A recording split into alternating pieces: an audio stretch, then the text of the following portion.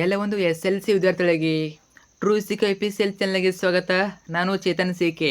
ಇವತ್ತಿನ ಈ ಒಂದು ನಿಮಗೆ SLC ಅನ್ಯುವಲ್ ಎಕ್ಸಾಮ್ 2026ಕ್ಕೆ ಬೋರ್ಡರ್ ಬಿಟ್ಟಿರುವಂಥ ಸಮಾಜ ವಿಜ್ಞಾನ ವಿಷಯದ ಸೋಷಿಯಲ್ ಸೈನ್ಸ್ ವಿಷಯದ ಮೌಲ್ಯಕೇಶ್ವರ್ 1 ಕೀ ಉತ್ತರ ನೋಡ್ತಾ ಹೋಗೋಣ. ಸೊ ಈ ನೋಡಿ ನಿಮಗೆ ಸಮಾಜ ವಿಜ್ಞಾನ ವಿಷಯದ ಬೋರ್ಡರ್ ಬಿಟ್ಟಿರುವಂಥ ಮೌಲ್ಯಕೇಶ್ವರ್ 1ರ ಕೀ ಉತ್ತರ ನೋಡ್ತಾ ಹೋಗೋಣ. Complete question paper with answer ಕೊಡ್ತೀನಿ, ವಿಡಿಯೋ ಕೊನೆವರೆಗೆ ನೋಡಿ. ಸೊ ನಿಮಗೆ ಎಲ್ಲ ಮೌಲ್ಯಕೇಶ್ವರ್ ಪೇಪರ್ ವೆರಿ ಇಂಪಾರ್ಟೆಂಟು, ಯಾಕಂದರೆ ಈ ಒಂದು ಮೌಲ್ಯಕೇಶ್ವರ್ ಬೇಸ್ ಮೇಲೆ ನಿಮ್ಮ ಒಂದು ಅನ್ಯುವಲ್ ಎಕ್ಸಾಮ್ನ ಕ್ವಶನ್ ಪೇಪರ್ ಸೆಟ್ ಮಾಡ್ತಾರೆ. ಪ್ಯಾಟರ್ನು ಇದೇ ರೀತಿ ಇರ್ತದೆ. ಸೊ ಪ್ರತಿಯೊಂದು ಮೌಲ್ಯಕೇಶ್ವರ್ ಅಷ್ಟೇ ಇಂಪಾರ್ಟೆಂಟು, ಚೆನ್ನಾಗಿ ನೋಡ್ಕೊಳ್ಳಿ. ಸೊ ಇವತ್ತಿನ ನಿಮಗೆ ಸೋಷಿಯಲ್ ಸೈನ್ಸ್ ನೋಡೋಣ. ಈಗಾಗಲೇ ಚಾನಲ್ ನಿಮಗೆ ಕನ್ನಡ, ಇಂಗ್ಲೀಷು ಜೊತೆಗೆ ಹಿಂದಿ ಆಗಿರ್ಬೋದು ಎಲ್ಲ ಕೂಡ ಹಾಕಿರ್ತವೆ. ಎಲ್ಲ ವಿಷಯದ ಮೌಲ್ಯಕೇಶ್ವರ ಕೀ ಆನ್ಸರ್ ಹಾಕಿರ್ತವೆ. ಅದಕ್ಕೊಂದು ಸಪ್ರೇಟ್ ಪ್ಲೇಸ್ ಮಾಡಿದ್ದೀನಿ. ಆ ಒಂದು ಪ್ಲೇಸ್ ಲಿಂಕನ್ನು ಇದೇ ವಿಡಿಯೋ ಕೆಳಗಡೆ ಕೊಟ್ಟಿರ್ತೀನಿ. ವಿಡಿಯೋದ ಕೆಳಗಡೆ ವಿಡಿಯೋದ ಡಿಸ್ಕ್ರಿಪ್ಷನಲ್ಲಿ ಕೊಟ್ಟಿರ್ತೀನಿ. ವಿಡಿಯೋ ಡಿಸ್ಕ್ರಿಪ್ಷನ್ ಓಪನ್ ಮಾಡಿದ್ರೆ ನಿಮಗೆ ಆ ಲಿಂಕ್ ಸಿಗ್ತದೆ, ಅಥವಾ ಪ್ಲೇಲಿಸ್ಟ್ ಇರ್ತದೆ ಚಾನಲಲ್ಲಿ. ಪ್ಲೇಲಿಸ್ಟಿಗೆ ಹೋದ್ರೆ ನಿಮಗೆ SLC 2025-26 ಮೌಲ್ಯಕೇಶ್ವರ ಕೀ ಆನ್ಸರ್ ಅಂತ ಪ್ಲೇಲಿಸ್ಟ್ ಇದೆ. ಅಲ್ಲಿ ಹೋದರೆ ನಿಮಗೆ ಎಲ್ಲ ವಿಷಯಗಳ ಮೌಲ್ಯಕೇಶ್ವರ ಕೀ ಆನ್ಸರ್ ಸಿಗ್ತವೆ. ಓಕೆ, ಎಲ್ಲ ಹಾಕಿರ್ತೀನಿ, ನೋಡ್ಕೊಳ್ಳಿ. ಮುಂದೆ ಕೂಡ ಹಾಕ್ತೀನಿ. ಜಸ್ಟ್ ಚಾನಲ್ ಸಬ್ಸ್ಕ್ರೈಬ್ ಮಾಡ್ಕೊಳ್ಳಿ. ಇನ್ನು ಕೂಡ ಯಾರು ಚಾನಲ್ ಸಬ್ಸ್ಕ್ರೈಬ್ ಮಾಡ್ಕೊಂಡಿಲ್ಲ, ತಪ್ಪದೆ ಚಾನಲ್ ಸಬ್ಸ್ಕ್ರೈಬ್ ಮಾಡ್ಕೊಳ್ಳಿ. ಯಾಕಂದ್ರೆ ಇದೇ ರೀತಿ ಎಲ್ಲ ವಿಷಯಗಳ ಮೌಲ್ಯಕೇಶ್ವರ ಕೀ ಆನ್ಸರ್ ಆಗಿರ್ಬೋದು. ಜೊತೆಗೆ ಅಷ್ಟೇ ಮಾತ್ರವಲ್ಲ, ಇಂಪಾರ್ಟೆಂಟ್ ನೋಡಿ, ನಿಮ್ಮ ಅನಲೈಸಮ್ಗೆ ಪ್ರತಿನಿತ್ಯದ ಪಾಸಿಂಗ್ ಪ್ಯಾಕೇಜು, ಸ್ಕೋರಿಂಗ್ ಪ್ಯಾಕೇಜು ಮತ್ತು ಫಿಕ್ಸ್ ಪ್ರಶ್ನೆಗಳು, ಕ್ವಶನ್ ಪೇಪರ್ಗಳು ಎಲ್ಲ ಕೂಡ A to Z ಎಲ್ಲ ಕೂಡ ಏನು ಆಗ್ತವೆ. ಅವೆಲ್ಲ ಬೇಕು ಅಂತಂದರೆ ತಪ್ಪದೆ ಚಾನಲ್ನ ಸಬ್ಸ್ಕ್ರೈಬ್ ಮಾಡ್ಕೊಳ್ಳಿ, ಕಡ್ಡಾಗಿ ಮಾಡ್ಕೊಳ್ಳಿ. ಇವಾಗಲೇ ಬಂದಿದ್ರೆ ಮಾಡ್ಕೊಂಡು ಹೋಗಿ, ನಿಮಗೆ ಗ್ಯಾರಂಟಿ ಕೊಡ್ತೀನಿ, ಯೂಸ್ ಆಗೇ ಆಗ್ತದೆ, ಪಕ್ಕ ಆಗ್ತದೆ, ಮಾಡ್ಕೊಳ್ಳಿ. ಮಾಡಿದ್ರಾ? ಜೊತೆಗೆ ವಿಡಿಯೋನ ಲೈಕ್ ಕೊಟ್ಟು ಫ್ರೆಂಡ್ಸಿಗೆ ಶೇರ್ ಮಾಡಿ, ಎಲ್ಲ ಫ್ರೆಂಡ್ಸಿಗೆ ಶೇರ್ ಮಾಡಿ, ಸ್ವಲ್ಪ ಅವ್ರಿಗೂ ಹೆಲ್ಪ್ ಮಾಡ್ತಿರಲ್ಲ. ಓಕೆ, ಬನ್ನಿ ಇವತ್ತಿನ ಈ ಒಂದು ವಿಡಿಯೋನ ಶುರು ಮಾಡೋಣ. ಜೊತೆಗೆ PDF ಬೇಕು ಅನ್ನೋರು ಯಾರೆಲ್ಲ PDF ಬೇಕು ಅಂತಾರ, PDF ಒಂದು ವಾಟ್ಸಪ್ ಚಾನಲ್ ಮತ್ತು ಟೆಲಿಗ್ರಾಮ್ ಗ್ರೂಪು ಅಲ್ಲಿ ಹಾಕಿರ್ತೀವಿ. ಅಲ್ಲಿ ಜಾಯ್ನ್ ಮುಖಾಂತರ ನೀವು ಡೌನ್ಲೋಡ್ ಮಾಡ್ಕೋಬೋದು. ಅವು ಲಿಂಕ್ ಕೂಡ ಇದೇ ವಿಡಿಯೋ ಕೆಳಗೆ ಕೊಟ್ಬಿಡ್ತೀವಿ.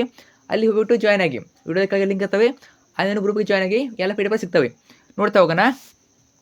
ಕರ್ನಾಟಕ ಶಾಲಾ ಪರೀಕ್ಷೆ ಮತ್ತು ಮೌಲ್ಯನಿರ್ಣಯ ಮಂಡಳಿ, 6ನೇ ರಸ್ತೆ, ಮಲ್ಲೇಶ್ವರಂ, ಬೆಂಗಳೂರು, 2025-26 ಅಂದರೆ 2025-26 SLC ಮೌಲ್ಯಕೇಶ್ವರ 1. ಈಗ ನಿಮಗೆ ಇಂಗ್ಲೀಷಲ್ಲಿ ಹಾಕಿರ್ತೀನಿ, ಕನ್ನಡ ಆಗಿರ್ಬೋದು, ಇಂಗ್ಲೀಷ್ ಆಗಿರ್ಬೋದು ಹಾಕಿದ್ದೀನಿ, ನೋಡ್ಕೊಳ್ಳಿ ಚೆನ್ನಾಗಿ. ವಿಷಯ ಸಮಾಜ ವಿಜ್ಞಾನ, ಸಬ್ಜೆಕ್ಟು ಸೋಷಿಯಲ್ ಸೈನ್ಸು. ಇದು 1ನೇದು ಮಾತ್ರ, ಇದು ಇನ್ನೂ 3 ಇವೆ. ಸಮಾಜ ವಿಜ್ಞಾನ ಇನ್ನೂ ಕೂಡ 3 ಇವೆ, ಅವನು ಕೂಡ ಹಾಕ್ತೀನಿ. ಇವಾಗ ಜಸ್ಟ್ 1 ನೋಡ್ತಾ ಹೋಗೋಣ. ಸಬ್ಜೆಕ್ಟ್ ಕೋಡು 85K, ವಿಷಯ ಸಂಕೇತ 85K. ಮೊದಲಾಗಿ ಸೂಚನೆ ನೋಡ್ಕೋಬೋದು. ನೆಕ್ಸ್ಟ್ ಹೋಗೋಣ, ನಾನು ಡೈರೆಕ್ಟಾಗಿ ಕ್ವಶನ್ ಹೇಳ್ತಾಗ್ತೀನಿ. ಮೊದಲು ನಿಮಗೆ 1ನೇ ಮೇಲೆ ನಿಮಗೆ 8 ಮಲ್ಟಿಪಲ್ ಚಾಯ್ಸ್ ಕ್ವಶನ್ ಇರ್ತವೆ. 1ನೇ ಮೇಲೆ ನಿಮಗೆ 8 ಬಹುಆಯ್ಕೆ ಪ್ರಶ್ನೆಗಳು ಇರ್ತವೆ. ಎಲ್ಲ ಕೂಡ ಬಹುಆಯ್ಕೆ ಪ್ರಶ್ನೆ ಇರ್ತವೆ. ಸೊ ಇಡೀ ಪಠ್ಯದ ಮೇಲೆ ಕ್ವಶನ್ ಕೇಳ್ತಾರೆ. ಇಡೀ ಪಠ್ಯದ ಮೇಲೆ 8 ಬಹುಆಯ್ಕೆ ಪ್ರಶ್ನೆಗಳನ್ನ ಕೇಳ್ತಾರೆ. ನೋಡ್ತಾ ಹೋಗೋಣ. ಒಂದನೇ ಪ್ರಶ್ನೆ ನೋಡಿ.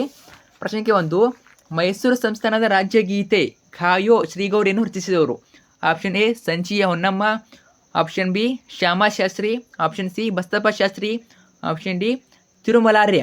ಯಾವುದಾಗ್ಬೋದು? ಸರಿಯಾದ ಉತ್ತರ ಆಪ್ಷನ್ C ಬಸಪ್ಪ ಶಾಸ್ತ್ರಿ ಇರ್ತದೆ. ಬಸಪ್ಪ ಶಾಸ್ತ್ರಿ ಒಂದು ಸರಿಯಾದ ಉತ್ತರ, ಬಸಪ್ಪ ಶಾಸ್ತ್ರಿ. ಇನ್ನು ಪ್ರಶ್ನೆ 2, ಪ್ರಥಮ ಮಹಾಯುದ್ಧವನ್ನು ಕೊನೆಗೊಳಿಸಿದ ಒಪ್ಪಂದ. ಯಾವ ಒಪ್ಪಂದ? ವೆರಿ ಇಂಪಾರ್ಟೆಂಟ್ ಕ್ವಶನ್ನು, ನೋಡ್ಕೊಳ್ಳಿ. ಸೊ ಒಂದು ಮಹಾಯುದ್ಧದ ಒಪ್ಪಂದ ಕೇಳ್ತಾರೆ. ಇದು ಸರಿಯಾದ ಆಪ್ಷನ್ C ವರ್ಸೇಲ್ ಒಪ್ಪಂದಕ್ಕೆ ಪ್ರಥಮ ಮಹಾಯುದ್ಧ ಅನ್ನೋದು ಕಂಪ್ಲೀಟಾಗಿ ಮುಗೀತದೆ, ಅಂದರೆ ಕೊನೆಗೊಳ್ತದೆ.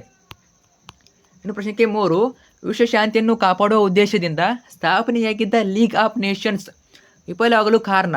ಯಾವುದಕ್ಕೆ ವಿಫಲ ಆಯಿತು? ನಾನು ನಿಮಗೆ ಜಸ್ಟ್ ಆನ್ಸರ್ ಹೇಳ್ತಾಗ್ತೀನಿ, ನೀವು ಕ್ವಶನ್ ಚೆನ್ನಾಗಿ ಓದ್ಕೊಳ್ಳಿ. ಓಕೆ, ಪ್ರಶ್ನೆ 3 ಗೊತ್ತಿತ್ತು ಆಪ್ಷನ್ B ಆಗ್ತದೆ. ಆಪ್ಷನ್ B ಏನು? 2ನೇ ಮಹಾಯುದ್ಧದ ಪ್ರಾರಂಭ. ಪ್ರಶ್ನೆ 4, ಕರ್ನಾಟಕದ ಉತ್ತರ ಕನ್ನಡ ಜಿಲ್ಲೆಯ ಸಲ್ಯಾನಿ ಗ್ರಾಮದಲ್ಲಿ ನಡೆದ ಪರಿಸರ ಚಳುವಳಿ. ಯಾವ ಚಳುವಳಿದು?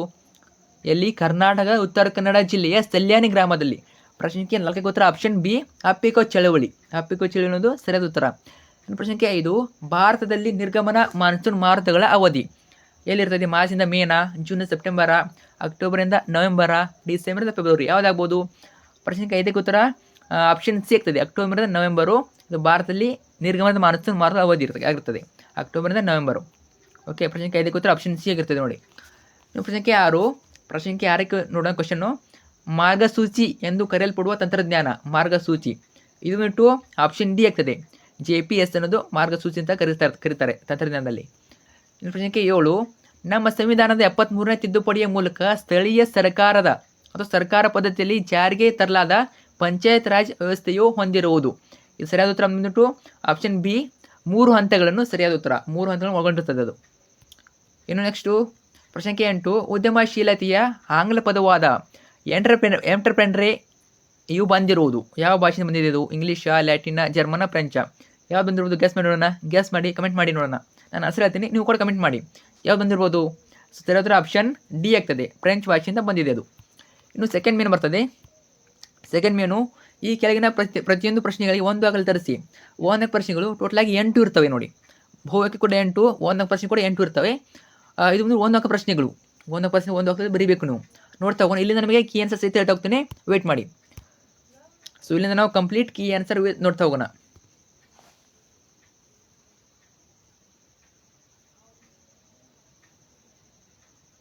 Okay, so complete key answer ನಿಮಗೆ ಹೇಳ್ತಾ ಹೋಗ್ತೀನಿ. ಸರಿಯಾದ ಉತ್ತರಗಳು ನೋಡ್ತಾ ಹೋಗೋಣ. ನೋಡಿ, ಎರಡನೇ ಮೇನು ಕೆಳಗಿನ ಪ್ರಶ್ನೆಗಳಿಗೆ ಒಂದು ವಾಕ್ಯದಲ್ಲಿ ಉತ್ತರಿಸಿ. ಅಂದರೆ 8 ಪ್ರಶ್ನೆಗಳು ಇರ್ತವೆ. ಪ್ರಶ್ನೆಗೆ 9. ಸೊ ಕ್ವಶನ್ ಫಾರ್ ನೋಡ್ಕೊಳ್ಳಿ ನೀವು, ಅಲ್ಲಿ ನಿಮಗೆ ಅರ್ಥ ಆಗ್ತದೆ ಯಾವ ಪ್ಯಾಟರ್ನ್ ಏನಂತ. ಇಲ್ಲಿ ಕೂಡ ಕ್ವಶನ್ಸ್ ವಿತ್ ಆನ್ಸರ್ ಹೇಳ್ತಾ ಹೋಗ್ತೇನೆ. ಪ್ರಶ್ನೆಗೆ 9 ಭಾರತವನ್ನು ಒಡೆದು ಆಳಲು ಬ್ರಿಟಿಷರು 1909ರ ಭಾರತೀಯ ಪರಿಷತ್ ಕಾಯ್ದೆಯನ್ನು ಹೇಗೆ ಬಳಸಿಕೊಂಡರು? ಭಾರತೀಯ ಪರಿಷತ್ ಕಾಯ್ದೆಯನ್ನು ಹೇಗೆ ಬಳಸಿಕೊಂಡರು? ಉತ್ತರ, ಮುಸ್ಲಿಮರಿಗೆ ಪ್ರತ್ಯೇಕ ರಾಜಕೀಯ ಪ್ರಾತಿನಿಧ್ಯ ನೀಡುವ ಮೂಲಕ ಪ್ರತ್ಯೇಕ ಚುನಾವಣಾ ಮತಗಟ್ಟೆ ವ್ಯವಸ್ಥೆ ಜಾರಿ ಮಾಡಿ. ಪ್ರಶ್ನೆ ಸಂಖ್ಯೆ 10 ಹಿಟ್ಲರನು ಗೆಬೆಲ್ಸ್ ಹೆಸರಿನ ವಿಶೇಷ ಮಂತ್ರಿಯನ್ನು ಏಕೆ ನೇಮಿಸಿದನು? ಉತ್ತರ, ಜನಾಂಗೀಯ ದ್ವೇಷ ಹರಡಲು. ಇನ್ನು ಪ್ರಶ್ನೆ ಸಂಖ್ಯೆ 11 ವಿಶ್ವಸಂಸ್ಥೆಯ ದತ್ತಿ ಸಮಿತಿಯು ತನ್ನ ಪ್ರಶಸ್ತಿಯನ್ನು ಕಳೆದುಕೊಂಡಿದೆ ಏಕೆ? 1994ರಲ್ಲಿ ಪಲಾವು ಗಣರಾಜ್ಯ ಸಾರ್ವಭೌಮ ಗಣರಾಜ್ಯವಾಗಿ ಉದಯಿಸಿದ ನಂತರ. ಪ್ರಶ್ನೆ ಸಂಖ್ಯೆ 12 ಪೂರ್ವಾಗ್ರಹವನ್ನು ವ್ಯಾಖ್ಯಾನಿಸಿ. ವೇರೆ ಪಾಯಿಂಟು ನೀವು ಅನ್ಕೊಂಡಿರ್ತಾರ, ಏನು ಮೌಲಶಿಬರು ಇದೇನು ಏನು ಮಾಡೋಣ ಅಂತ. ನೋಡಿ, ತುಂಬ ಕ್ವಶನ್ಸು ಇಲ್ಲಿಂದ ರಿಪೀಟ್ ಆಗ್ತವೆ, ನಿಮ್ಮ ಎಕ್ಸಾಮ್ ರಿಪೀಟ್ ಆಗ್ತವೆ. ಅರ್ಥ ಆಯ್ತಾ?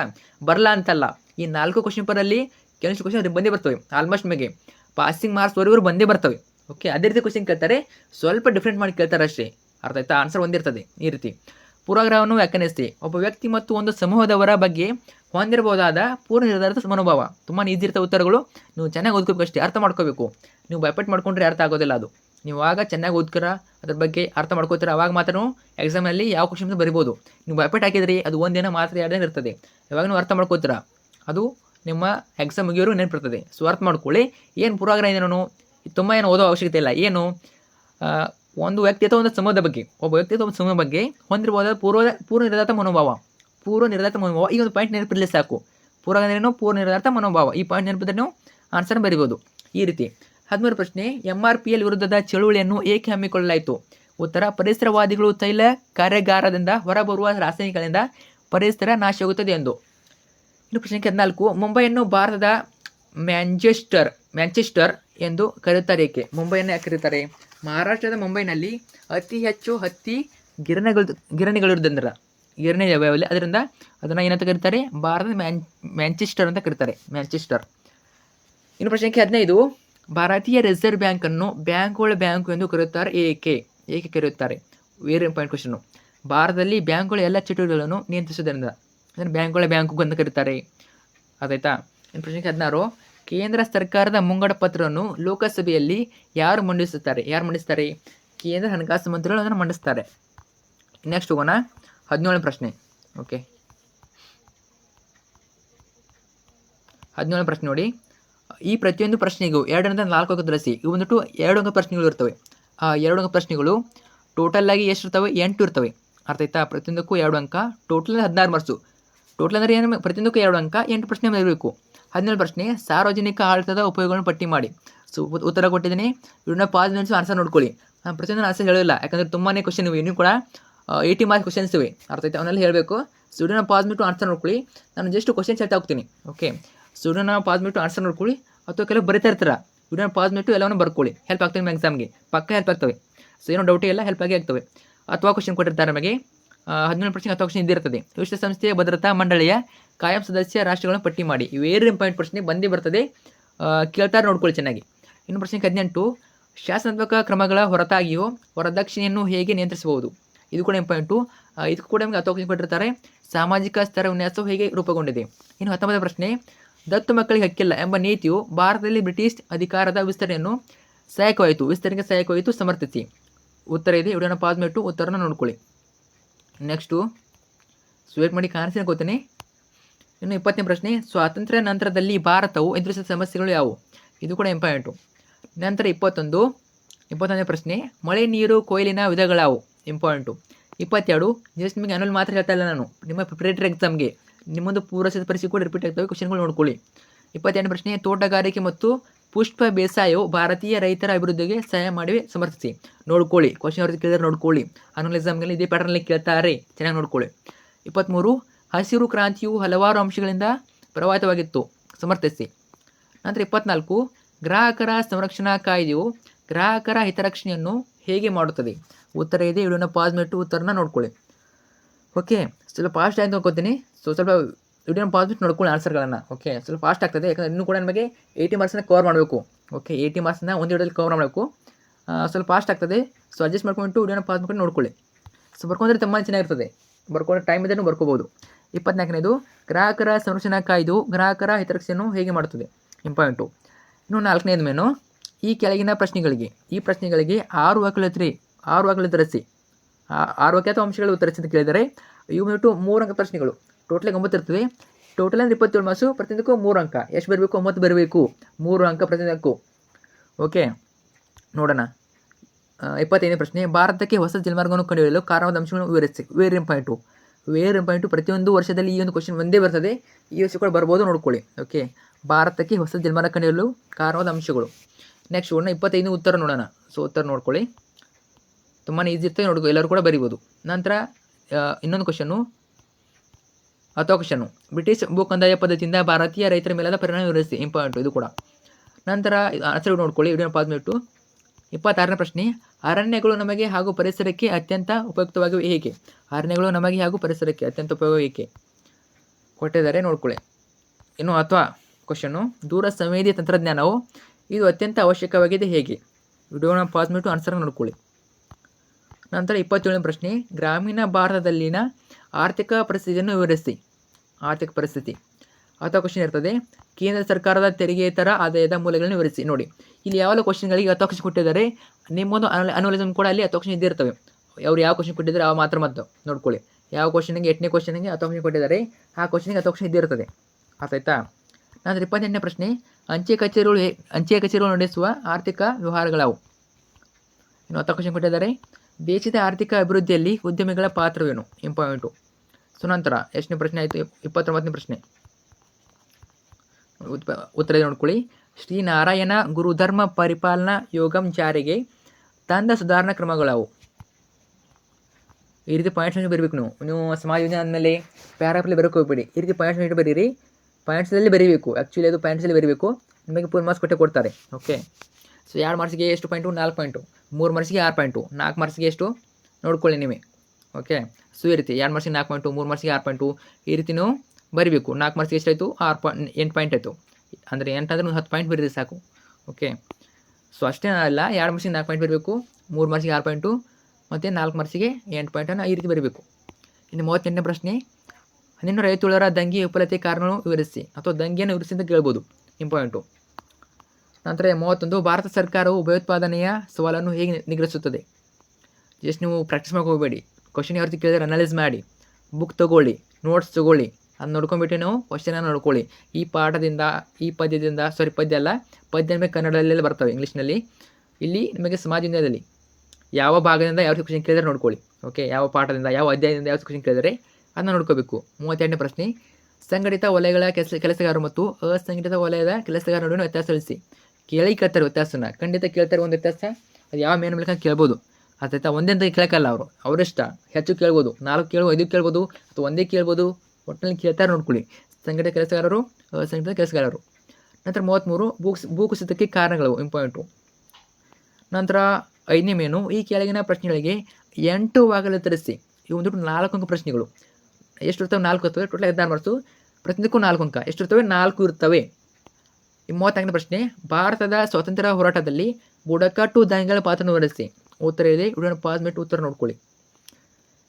ಇನ್ನು 10ನೇ ಕ್ವಶನ್ನು, ದಯಾನಂದ ಸರಸ್ವತಿಯವರ ಕೊಡುಗೆಗಳನ್ನು ವಿವರಿಸಿ. ಇದು ಕೂಡ ಆನ್ಸರ್ ಇದೆ, ವಿಡಿಯೋನ ಪಾಸ್ ಮಾಡಿ ಆನ್ಸರ್ ನೋಡ್ಕೊಳ್ಳಿ. ಓಕೆ, ನೆಕ್ಸ್ಟ್ ಹೋಗೋಣ. 35ನೇ ಪ್ರಶ್ನೆ, ಮಣ್ಣಿನ ಸವೆತವನ್ನು ತಡೆಗಟ್ಟುವ ವಿಧಗಳಾವು? ಇದು ಕೂಡ ಇಂಪಾರ್ಟೆಂಟು. 10ನೇ ಕ್ವಶನ್ನು, ಕೈಗಾರಿಕೆಗಳ ಸ್ಥಾನೀಕರಣದ ಮೇಲೆ ಪ್ರಭಾವ ಬೀರುವ ಅಂಶಗಳಾವು? ನಂತರ 36ನೇ ಪ್ರಶ್ನೆ, ನಾಲ್ವಡಿ ಕೃಷ್ಣರಾಜ ಒಡೆಯರ ಸಾಧನೆಗಳನ್ನು ವಿವರಿಸಿ. ಸಾಧನೆಗಳನ್ನು ಬರೀಬೇಕು. ನೆಕ್ಸ್ಟು 37ನೇ ಪ್ರಶ್ನೆ, ಭ್ರಷ್ಟಾಚಾರವನ್ನು ನಿಯಂತ್ರಿಸಲು ಸರ್ಕಾರವು ಕೈಗೊಂಡಿರುವ ಕ್ರಮಗಳನ್ನು ವಿವರಿಸಿ. ಇದನ್ನು ಪರ್ಮಿಟ್ ಆನ್ಸರ್ ನೋಡ್ಕೊಳ್ಳಿ. 38ನೇ ಪ್ರಶ್ನೆ 6ನೇ ಮೇಯನ್ನು 38ನೇ ಪ್ರಶ್ನೆ, ಈ ಕೆಳಗಿನಲ್ಲಿ ಯಾವುದಾದ್ರೂ 5 ನಿಮಗೆ ಕೊಟ್ಟು ಭಾರತದಲ್ಲಿ ನಕ್ಷೆ ಗುರುತಿಸಿ. 5 ಮಾರ್ಕ್ಸಿಗೆ ಭಾರತ ನಕ್ಷೆ ಇದ್ದೇ ಇರ್ತದೆ, ಅರ್ಥ ಆಯ್ತಾ? ಈ ಕೆಳಗಿನಲ್ಲಿ ಯಾವುದಾದ್ರೂ 5 ನಿಮಗೆ ಕೊಟ್ಟರು ಭಾರತ ನಕ್ಷೆಯಲ್ಲಿ ಗುರುತಿಸಿ. ಅವರು ಭಾರತ ನಕ್ಷೆ ಕೊಡ್ತಾರೆ, ಅದರಲ್ಲಿ ನೀವು ಯಾವುದಾದ್ರು 5 ಸ್ಥಳಗಳನ್ನ ಗುರುತಿಸಬೇಕು. ಓಕೆ, ನೋಡೋಣ ಎಷ್ಟು ಕೊಟ್ಟಿದ್ದಾರೆ ಸ್ಥಳಗಳನ್ನ ಅಂತ. ನೋಡಿ, ಇಷ್ಟು ಕೊಟ್ಟಿದ್ದಾರೆ ನೋಡಿ. ಓಕೆ, ಇದರಲ್ಲಿ ಯಾವುದಾದ್ರು 5 ಗುರುತಿಸ್ಬೇಕು. ನಿಮಗೆ ಯಾವ 5 ಬರ್ತವೆ ಆ 5 ಗುರುತಿಸಬೇಕು. ಅವರು ಚಾಯ್ಸ್ ಕೊಡ್ತಾರೆ, ನಿಮಗೆ ಹೆಚ್ಚು ಕೊಡ್ತಾರೆ, ಅದರಲ್ಲಿ 5 ಗುರುತಿಸಬೇಕು. ನೋಡಿ, ಎಲ್ಲ ಇಂಪಾರ್ಟೆಂಟ್ ಅಂದರೆ ಇವನೇ ಕೇಳ್ತಾರೆ, ಕ್ವಶನ್ಗಳನ್ನ ರಿಪೀಟ್ ಆಗ್ತವೆ ನೋಡ್ಕೊಳ್ಳಿ. ಇಂದಿರಾ ಪಾಯಿಂಟು ಮತ್ತು ಉತ್ತರ ಕ್ಷಂಶ ಇರ್ಬೋದು, ಪಾಕ್ಶಿಲ ಸಂಧಿ, ಬಾಕ್ರಾನಂಗಲ್ಲು, ತಾರಾಪುರ, ಮುಂಬೈ, ಕೊಚ್ಚಿ, ಪಾರಾದೀಪ್, ವಿಶಾಖಪಟ್ಟಣ, ದುರ್ಗಾಪುರ. ಓಕೆ, ಸೊ ಇಲ್ಲಿ ಗುರುತಿಸಿದೆ. ಇದನ್ನು ಪಾಸ್ ಮಾಡಿಟ್ಟು ಆನ್ಸರ್ ನೋಡ್ಕೋಬೋದು. ಓಕೆ, ಸೊ ಇಲ್ಲೇ ನೋಡಿ, ಈ ರೀತಿ ಗುರುತಿಸ್ಬೇಕು. ನೀವೇನಾದ್ರೂ ಹೆಸರು ಬರಬೇಕಂತ ಏನಿಲ್ಲ, ಅವ್ರು ಕೊಟ್ಟಿರ್ತಾರೆ ABCD ಅಂತ ಕೊಟ್ಟಿರ್ತಾರೆ, ಅದನ್ನು ಗುರುತಿಸಿ ಸಾಕಾಗ್ತದೆ. ಅವ್ರ ಹೆಸರು ಕೊಟ್ಟಿರ್ತಾರೆ ನೋಡಿ, ಬೇಕಾದ್ರೆ ನೋಡ್ಕೊಳ್ಳಿ. ABCD ಅಂತ ಹೆಸರು ಕೊಟ್ಟಿರ್ತಾರೆ, ನೀವು ಅದನ್ನು ಗುರುತಿಸಬೇಕು. A ಎಲ್ಲಿ ಬರ್ತದೆ, B ಎಲ್ಲಿ ಬರ್ತದೆ, C ಎಲ್ಲಿ ಬರ್ತದೆ, ಈ ರೀತಿ ಟೋಟಲ್ 5 ಬರೆದ್ರೆ ಸಾಕು. 5 ಬರೆದ್ರೆ ನಿಮಗೆ 5 ಮಾರ್ಕ್ಸ್ ಆಗ್ತದೆ. ನಕ್ಷೆನ ಅವ್ರಿಗೆ ಕೊಟ್ಟಿರ್ತಾರೆ, ನೀವು ತೆಗೆಯೋ ಅವಶ್ಯಕತೆ ಇಲ್ಲ. ಸೊ ಎಷ್ಟು ಈ ಒಂದು ಪ್ರಶ್ನೆ ಪತ್ರಕ್ಕೆ ಇದು ಓನ್ಲಿ ಒಂದೇದು, ಇದು ಅರ್ಥ ಆಯ್ತಾ? ಮೋಕ್ಷ ಒಂದು ಇದು ಮಾತ್ರ, ಇನ್ನೂ ಕೂಡ 3 ಇವೆ. ಸೋಷಿಯಲ್ ಸೈನ್ಸ್ ಮೇಲೆ, ಸಮಾಜ ವಿಜ್ಞಾನ ಮೇಲೆ ಇನ್ನೂ ಕೂಡ 3 ಇವೆ. ಸಮಾಜ ವಿಜ್ಞಾನ ಮೇಲೆ ಇನ್ನೂ ಕೂಡ 3 ಇವೆ, ಅವ್ನು ಕೂಡ ಹಾಕ್ತೀನಿ. ಮತ್ತು ಜೊತೆಗೆ ಹಾಕಿರ್ತೀನಿ ನೋಡಿ, ಕನ್ನಡ, ಇಂಗ್ಲೀಷು, ಸಮಾಜ ವಿಜ್ಞಾನ, ಗಣಿತ, ವಿಜ್ಞಾನ ಎಲ್ಲ ಕೂಡ ಹಾಕಿರ್ತೀನಿ. ಜಸ್ಟ್ ಪ್ಲೇಸ್ಟ್ ಒಂದು ರೂಸಿಕ್ ಅಫಿಷಿಯಲ್ ಚಾನಲ್ ಪ್ಲೇಸ್ಟ್ ಇದೆ, SLC ಮೌಲ್ಕೇಶ್ವರ ಕೇಸರ್ ಅಂತ. ಅಲ್ಲಿ ವಿಸಿಟ್ ಮಾಡಿಬಿಟ್ಟು ನೋಡ್ಕೊಳ್ಳಿ. ಓಕೆ, ಲಿಂಕ್ ಕೂಡ ವಿಡಿಯೋ ಕಡೆ ಕೊಟ್ಟಿರ್ತೀನಿ, ಅಲ್ಲಿ ಕೂಡ ನೋಡ್ಕೋಬೋದು. ಫ್ರೆಂಡ್ಸ್ ಶೇರ್ ಮಾಡಿ, ಕಡ್ಡಾಗಿ ಶೇರ್ ಮಾಡಿ, ಅವ್ರಿಗೂ ಕೂಡ ಹೆಲ್ಪ್ ಮಾಡ್ತಿರಲ್ವಾ. ಜೊತೆ ಕಮೆಂಟ್ ಮಾಡಿ, ನಿಮಗೆ ಆಲೋಚನೆ ಬೇಕು ಅಂತ ಕಮೆಂಟ್ ಮಾಡಿ, ಫ್ರೆಂಡ್ಸ್ ಶೇರ್ ಮಾಡಿ. Thank you so much.